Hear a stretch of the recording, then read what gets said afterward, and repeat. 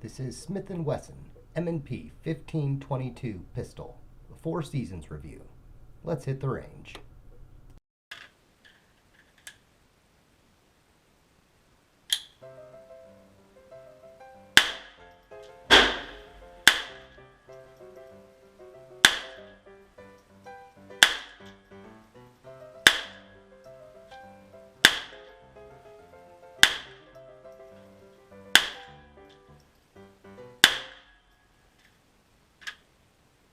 The 1522 pistol is a semi-automatic firearm chambered in .22 long rifle.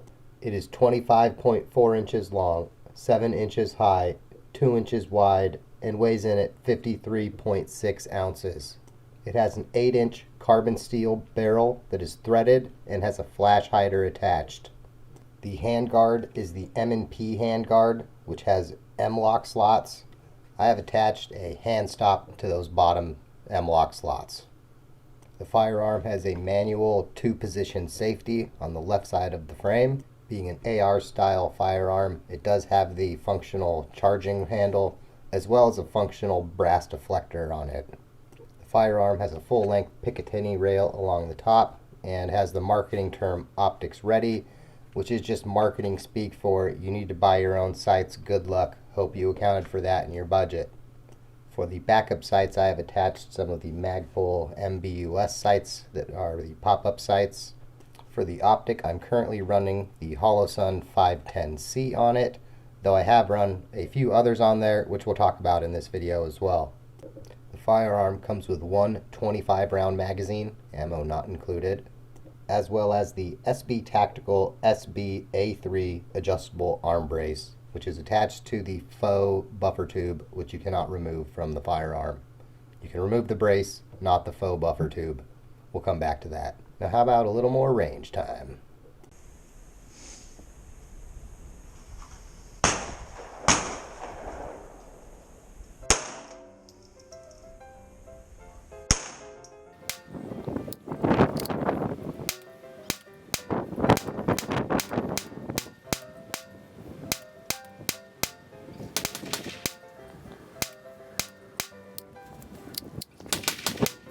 Don't forget to like and subscribe so Freddy gets his biscuits. I'm going to break up this video into different parts, and different features of the gun might be talked about in different parts of it depending on how I feel about them. And let's start out by talking about the positives around this firearm, in my opinion. Now let's run through some positives. Unlike single bite candy bars, in this case fun size does equal fun. This firearm is light and compact. It's accurate enough, easy to operate and maintain. It has the rail and a plethora of attachment points. It has a certain cool factor, and that questionable optics readiness actually can be a bonus, which we'll talk about. Compared to a standard AR carbine, this 1522 pistol is over 2 pounds lighter and between 7 and 10 inches shorter in length. And while the size measurements are a lot closer compared to something like a centerfire AR pistol, the weight difference of still over 2 pounds is still significant in my opinion.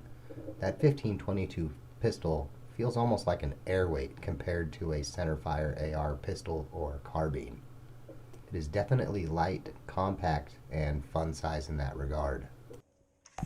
Okay, we are going to do 10 shots, 20 yards with the Holosun only.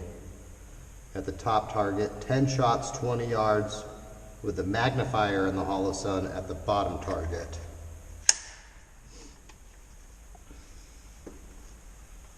Okay, here we go.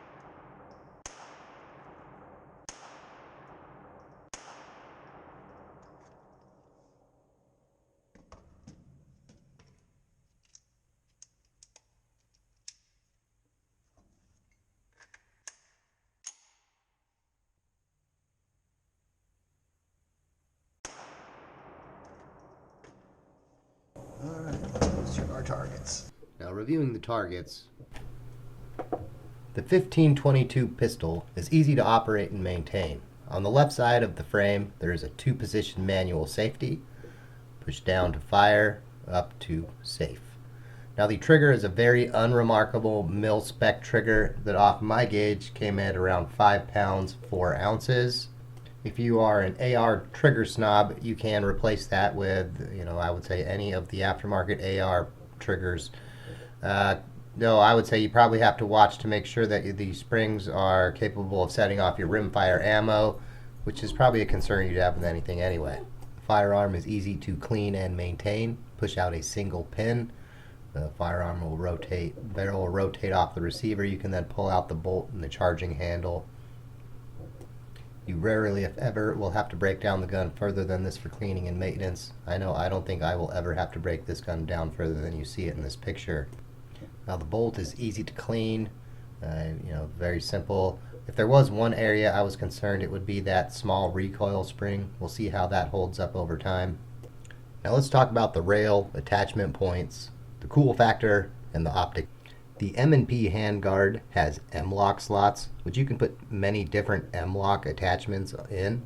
As you can see, I have a hand stop currently in the bottom hand M-lock slots.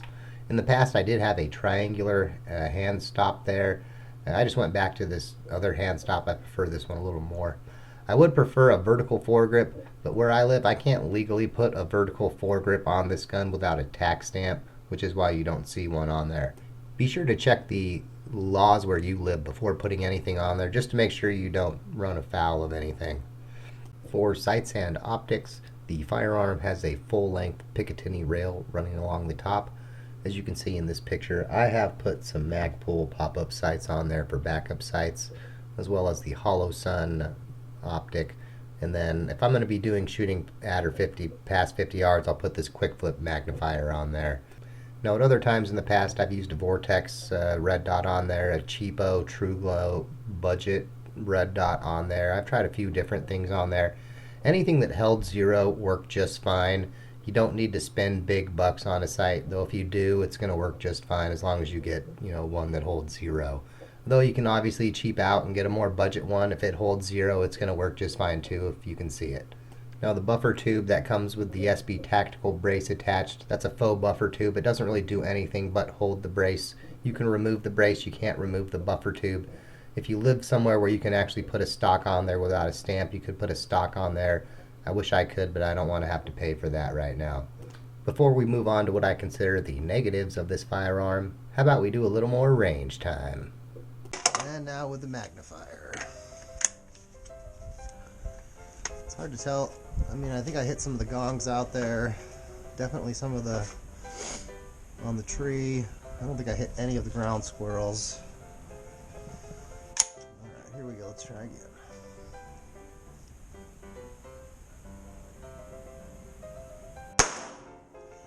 Okay, I think I am hitting them. It's just with the snow, they're not moving because they got snow piled up.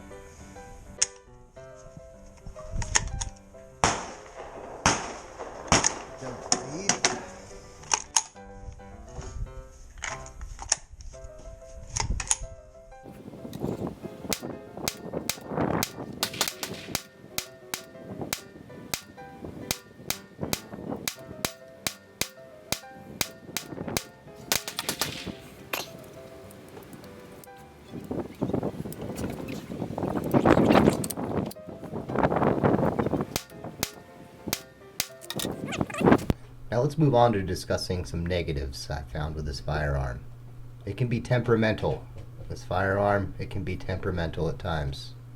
There are times it can be very temperamental. To some people, this firearm is scary looking. It's even confusing to some observers. And at times, the magazines can be hard to find. They can be like a white whale, nigh impossible to ever spot out there.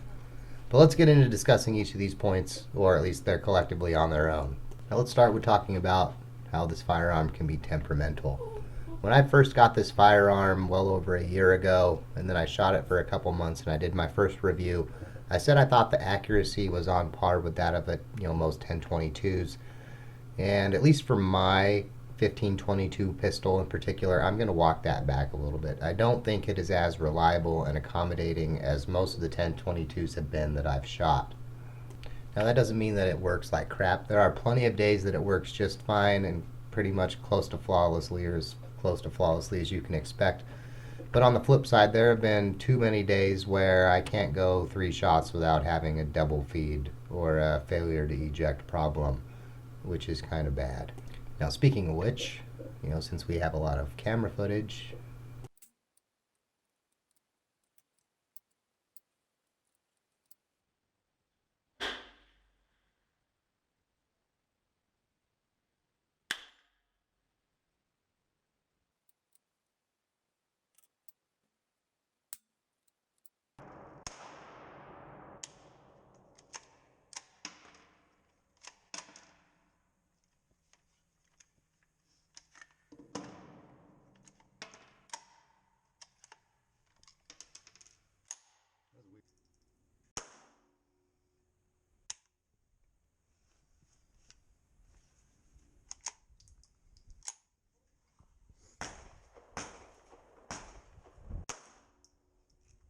now this is one I would say that I have a very love-hate relationship with. When it works, I really enjoy shooting this firearm, but when it is doing the failure to feed, failure to eject, double feed thing every second, third round all day, it is a very frustrating, demoralizing experience. Now the reason this gun is hung around in my collection is because on cut day, it actually performed well enough. And let me show you what I found that actually helped help it set it up for its success anyway. In my experience so far, the number one source of problems with failures comes down to how the magazine is loaded. Now if you read the magazine, it mentions that you can use the assist button, which is the black button on the bottom right, or the right side of the picture, the bottom of that magazine, to help load the magazine and hold the follower down, and that you should only hold it down enough to load one round. And the part that everyone sort of glosses over, including myself, is to maintain proper alignment. And the manual doesn't really say anywhere what proper alignment is, which is key. I'll try to show you this in pictures. And if you look at this magazine, it kind of looks like one round noses to the left, one round noses to the right. Let me give you a little different angle that hopefully makes that a little better or more clear. Now the idea is the rounds are supposed to nose, sort of go left, right, left, right, left, right, or right, left, right, left, right, left, or whatever, in a manner to help them sort of stack up and take up left space. Though technically you can put in enough rounds, but if they don't stagger just right, you can still fit in 25, but they actually need to stagger right, that left-right alternating each one. If they don't stagger right, you'll have problems. Now the occasional one being off, in my experience so far, doesn't cause a problem, but where you run into a higher probability of a double feed, a failure to eject, failure to feed problem, is if you have them stacked up to where multiple are sort of nosed left or nosed right, 2, 3, 4, 5 in a row that way. It's not a guarantee, but the more that you get, sort of the probability goes up in my experience. Now I don't know what that number is, but I can tell you that when you don't know of it and you just blindly are loading the magazine, pulling down on that assist button, not paying attention to that, you can have a very frustrating day to where you just have constant problems with your gun not functioning properly.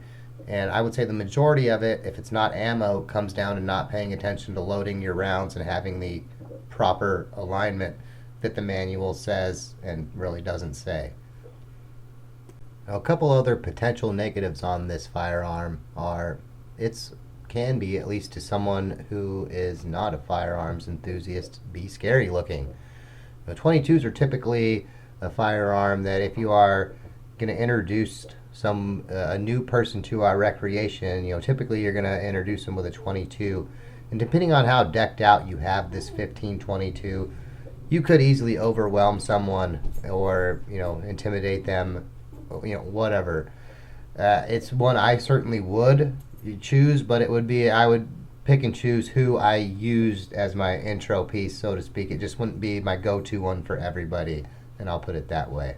Now this point, I think, segues to our next point, which is where I think it's even more relevant, at least to me, on this firearm, is that to observers and, say, range staff at some ranges, depending on the laws where you live and who staffs where you live and who owns the facilities where you live and things like that, this gun can be a confusing firearm to some people or to some staff or to some ranges, to the point where they will limit where you can use it. Now let me give you an example of that, at least how it pertains to me. For the example, one of the ranges that I frequent is run by the state, and it is manned by state DNR officers. At least that's how I consider them. They're employed by the DNR. Now this range has both rifle stations and pistol stations. Now even though this M&P 1522 pistol is legally a pistol where I live, the range that is run by the state does not allow me to use this firearm at a pistol station. Now, I won't get an official answer when I've asked. Not that I, tried that hard, but the rationale they give me is that a shoulderable firearm they don't allow at the pistol stations. And I suspect they are trying to avoid getting into a debate with someone about the legality of shouldering a brace. They're just like, it looks like you could shoulder it, we're not going to allow it. Now, I've run into this problem with my mare's leg, for example. My mare's leg, technically, you could shoulder it. It has a little mini stock thing, but it's a movie gun. If I'm going to shoot it, I'm not really shooting it at the shoulder. It's at the hip, out at the farm or whatever. But the point is, when I've shot that at there, they won't let me shoot that at the pistol station unless I get special clearance and I go like, hey, look, there's no way I'm going to shoulder this here. Here's how I'm going to shoot it. And then they debate for an hour and eventually say, yeah, okay, I can use it. So they don't just discriminate against AR-style pistols is, my point there. But I mention it because if you're going to shoot at a range that does similar, you might run into problems if you want to use this at a pistol-only station. And before we move on to our overall thoughts, how about even a little more range time?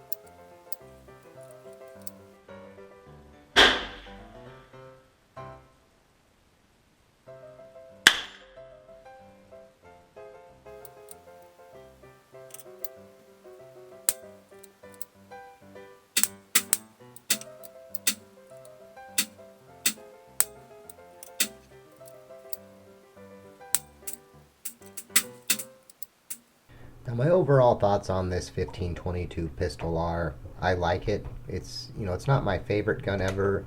I wish it was a lot more reliable and less temperamental. But when the thing about the magazine and it mostly works, I think it does serve at least the purpose I got it for pretty well. Now, I got this 1522 to be a test platform for things. A great example would be that hollow sun that I have on it right now. Yesterday when I took it out and I was shooting it on this gun, it was 9 degrees out, feels like -14. The wind at times is gusting to 30 degrees out there. And the question that I'm out there trying to answer, because the ammo is expensive, is, how well does this hollow sun work? Does it work in these conditions? What about when the sun is glaring in my eye at 9 in the morning and you have all these weather conditions to work with? Is it going to work before I put it on my gun where the ammo is expensive? Things like that. And for doing that, it serves that purpose very well. I can put multiple sights on it. You can easily move things around, test a magnifier, a different hollow sun. I got a box now full of different scopes and things that people have gave me where it's like, hey, how does this work? I got this, I've had it for 30 years now, it's been collecting dust, put it on something, let's see how it goes. Things like that are what this gun is going to be perfect for me. Now, we'll obviously do things like compare it to its obvious competitor, things like the Ruger 1022. But right out the gate, one of the really nice things about this gun, when it does work, is it's at least a nice training analogy for, say, a AR-style platform that's a center fire carbine, rifle, pistol, whatever. Functions the same, similar magazines, the same charging handle, same style ejection port, brass deflector, same style optics, sights, the different attachments you can put on there, the different hand guards, pistol grip, technically the stocks on it. You can change out the trigger for any of the military mil-spec style AR triggers. It's a very versatile, customizable platform that if you want to test out anything before putting it on your bigger, more expensive thing, at least in a lot of areas, I think you can do that and do it with the cheaper 22 ammo that you can shoot all day and have fun, assuming you can find it. Now on the flip side, as I mentioned 3 times, this gun can be very temperamental, especially if you don't pay attention to how that magazine is loaded. I wish it liked more ammo. Like anything, it seems to work best so far with CCI mini mags. Some things that you would expect to work better, like CCI AR Tactical, don't work that well. But for whatever reason right now, I don't know what it is about AR Tactical. That CCI AR Tactical for me hasn't worked well in anything for the last couple months, which surprises me because I would think it's just rebranded mini mag. But whatever, apparently it's not. Now, another question I think you have to ask due to sort of the nature and the size and style of the gun is it a potential home defense gun? And for me, if it was a more reliable gun after the first shot, a lot of things are going to work on the first shot. But with something like this, 25 round capacity, you want it to work on shots 2 and on. And for me, if it was more reliable, just more reliable in that regard, I think if you're okay with a 22, it probably could. Now, does everybody have those problems? I don't know. I'm the only person I know with a 1522, never mind a 1522 pistol. So I could be in a minority who just have that problem, and maybe all the rest of them are fantastic feeders like Ruger 1022s typically are. Now, if that's you, I would love to hear it in the comments because people are going to want to know, and they're going to want to hear a voice besides just mine on that regard. So please chime in, yay or nay on what your experience is in terms of reliability on this firearm. Now that was a long-winded review, and it was our 4 seasons review on this firearm, so I thought we wanted to include a lot more detail than we typically would in just a general, say, first range report or 1,000 round review. Now, I hope you found that useful. Now I am going to include another couple minutes of shooting on the end of this video because it's already long enough, and if you hung on this long, you might as well watch to the end. Again, thanks for watching. We appreciate it. Have a good day.